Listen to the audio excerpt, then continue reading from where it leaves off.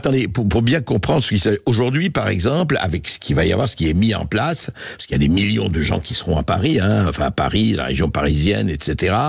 Aujourd'hui, en fait, pour aller dans ces endroits-là, il faut avoir son QR code. C'est-à-dire, on va s'enregistrer, on va avoir son QR code sur son téléphone, comme on l'a eu pour le pass sanitaire. Voilà. Bon.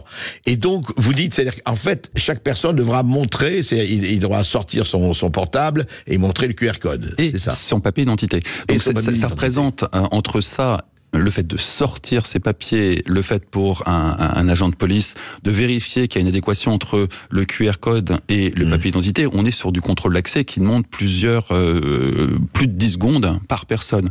Et donc ça fait des goulots d'étranglement considérables, ça demande des ressources humaines considérables.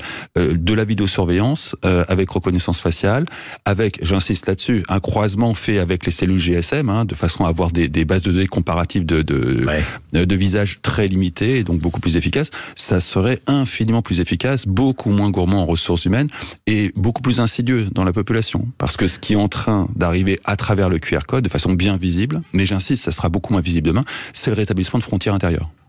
Ah oui, c'est-à-dire en quel sens, rétablissement dans le sens du contrôle d'accès. Typiquement, pour venir dans ce bâtiment, je suis passé par 2 contrôles d'accès. Un contrôle d'accès du bâtiment, bonjour, je vais chez Sud Radio, on vous ouvre un portique.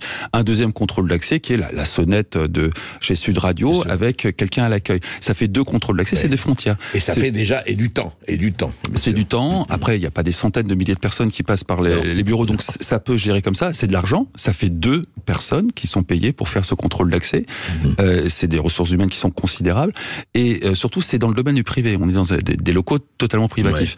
Ce qui est nouveau, c'est la projection de ce type de frontières dans l'espace public, surtout à une époque où les frontières quelque part ont disparu, il n'y a pas véritablement de frontières. On rétablit des frontières dans l'espace public, quoi. On rétablit la notion de frontière dans l'espace public et on commence par des frontières qui n'existaient pas auparavant. On commence pas par rétablir les frontières de la nation française ni même de l'Europe, on rétablit des frontières artificielles. Etc. Mais enfin, c'est ça. Complètement.